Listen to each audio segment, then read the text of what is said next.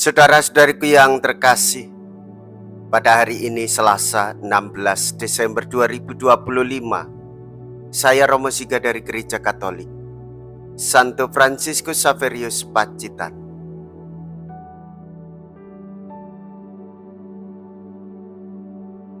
Dalam nama Bapa dan Putra dan Roh Kudus. Amin. Berhimpun untuk merayakan Ekaristi bersama diawali dengan pengakuan dosa. Selama ibadat sabda, niat untuk bertobat itu hendaknya terus bergetar. Kita mendengarkan, "Aku akan menyingkirkan daripadamu orang-orangmu yang angkuh dan congkak."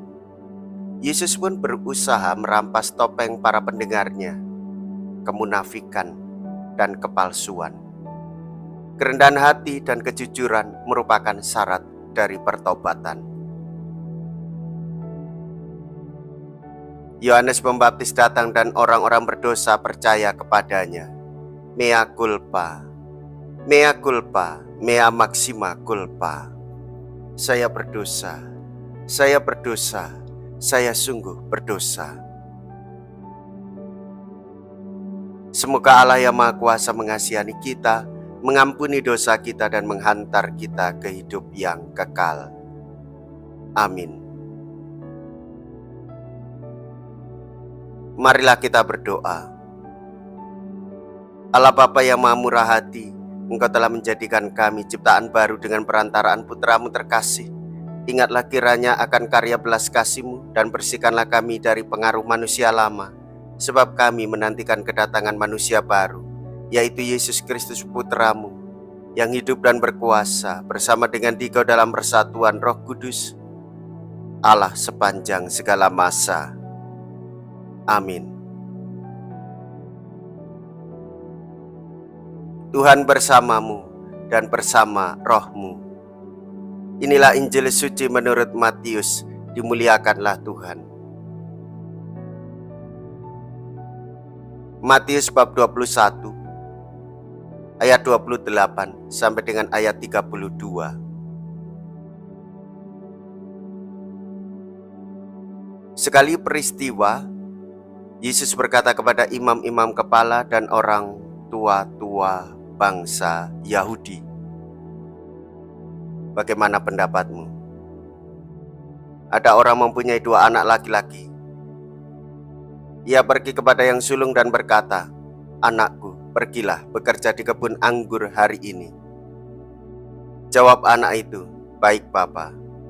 Tetapi ia tidak pergi.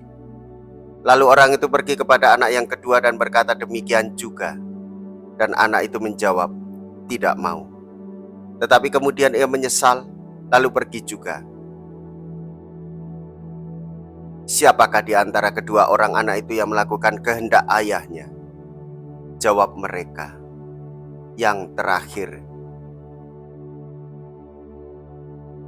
Maka berkatalah Yesus kepada mereka, "Aku berkata kepadamu, sesungguhnya pemungut-pemungut cukai dan para pelacur akan mendahului kamu masuk ke dalam kerajaan Allah. Sebab Yohanes datang untuk menunjukkan jalan kebenaran kepadamu, dan kamu tidak percaya kepadanya. Tetapi pemungut-pemungut cukai dan para pelacur percaya kepadanya. Dan meskipun melihatnya, kamu tetap tidak menyesal, dan kamu tidak juga percaya kepadanya." Demikianlah sabda Tuhan. Terpujilah Kristus.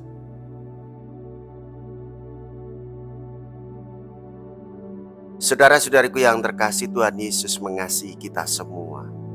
Semua orang diselamatkan. Semua orang diberi ruang supaya percaya akan ajarannya, yaitu kasih, dan tindakannya, yaitu menyertai orang miskin papa dan menderita sekaligus kita semua. Tuhan Yesus tidak mengendaki kepalsuan, kemunafikan. Kasih Tuhan tak pernah pudar. Tuhan tak pernah ingkar janji. Tuhan masih menyayangi bangsa Israel.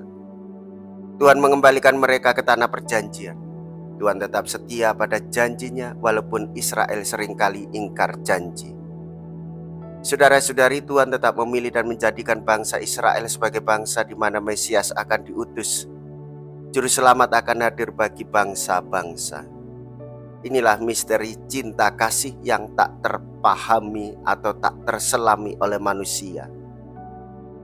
Maka hendaklah di masa Advent yang semakin mendekat dengan kedatangan Tuhan secara sakramental, kita membersihkan dan memurnikan hati untuk mempersiapkan diri lebih matang di dalam menyambut kedatangan Tuhan tanpa kepalsuan. Marilah kita berdoa. Allah Bapa Maha Kudus, kami sudah Kau segarkan karena ikut serta dalam misteri suci ini. Ajarilah kami menghargai hidup di dunia ini dengan bijaksana dan mencita-citakan hidup surgawi. Dengan pengantaraan Kristus, Tuhan kami. Amin. Tuhan beserta kita, sekarang dan selama-lamanya. Semoga Allah yang Maha Kuasa memberkati saudara sekalian, Bapa dan Putra dan Roh Kudus. Amin. Saudara-saudariku yang terkasih, pergilah. Ibadah sabda sudah selesai. Syukur kepada Allah.